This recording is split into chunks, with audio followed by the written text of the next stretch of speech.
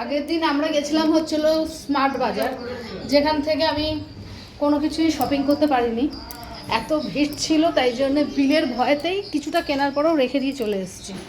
আর আজকে যাচ্ছি হচ্ছিল কর্তামশাইয়ের সাথে স্পেন্সারে। ওই যে গাড়ি নিয়ে দাঁড়িয়ে পড়েছে ছেলে আর আমি যাব এখন। ওর সাথে গেলে একটা জিনিস সুবিধা কি বলো তো, নিজের মধ্যে মতন কেনা যায়। আর কি বললে তুমি? পয়সাটা তোমার লাগে না। হ্যাঁ, আমার পয়সাটা লাগে না, ওর পয়সা আর যেটা বলবে সেটাই কিনে দেবে। গাড়ি স্টার্ট দিচ্ছে না, কারণ চিন্তা পড়ে গেছে গেলে পরে কি কিনতে হবে, সেই জন্য। না চলো এবার চলো।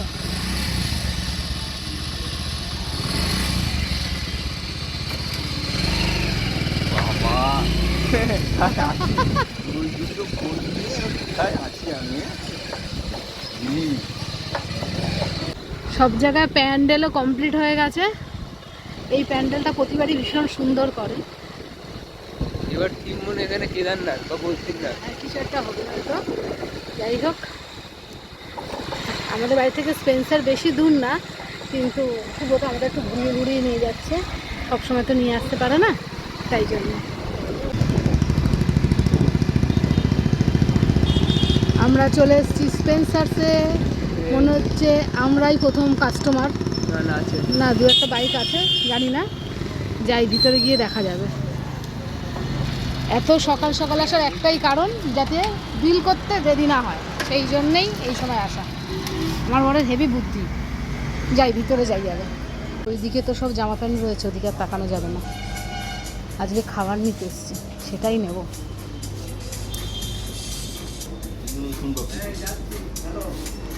এখানে তো শনপাপড়ি আছে।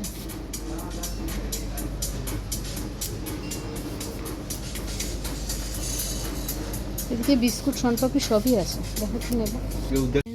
এখনো সেভাবে লোক আসেনি, আমরাই ঘোরাঘুরি করছি, দেখা যায় কোথায় কি পাওয়া যায়। এই তুই ইয়ে নিয়ে নে, চকস নিয়ে নে। কি বলছো? হ্যাঁ, অরিও নিয়ে নাও, একরকমই নাও। আর কি আছে দেখো। ওটা নেবে? হ্যাঁ, তিন্নিও ভালো খায়, নিয়ে নাও। ওই দুটো নিয়ে নাও, মায়ের একটা বাড়িতে থাকবে, আমাদের একটা। হ্যাঁ, মায়ের জন্য একটা রেখে দিয়ে যাব।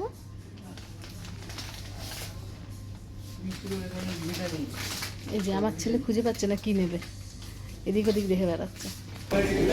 আজকেও বাবার ছেলে কেক দেখলো বসে বসে, কি কেক নেবে কে জানে। ঘর সাজাবার জন্য এই জিনিসগুলোও এসছে দেখলাম এবার। এগুলো 299 টাকা, মানে 300 টাকা করে পড়বে। ভালোই লাগে দেখতে। ঘর সাজাবার জিনিস আগেরবারও প্রচুর ছিল। আমাদের নেওয়া হয়ে গেছে, এবার বিল করে বেরিয়ে যাব। আর ছেলে বাউলি পায়নি, সেটা দেখি অন্য কোনো দোকানে গিয়ে নিতে হবে।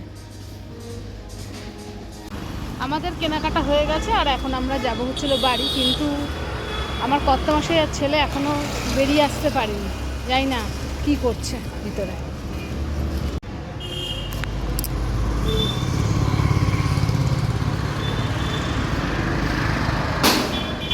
এই যে এতক্ষণে বেরিয়েছে। কি হয়েছে? চলো, দেখেছো তো তোমার সাথে কেন যাই, এই জন্যই তো গেলে কর্তা বসায় না, তাই জন্যই তো সাথে করে নিয়ে যাই। কেনাকাটা হয়ে গেছে, ছেলের দাঁত বেরিয়ে গেছে। কাজ বেরিয়ে যায়, জিনিসপত্র আমাকেই ধরতে। হ্যাঁ, ধরতে তো হবেই, তো ধরতে হবে।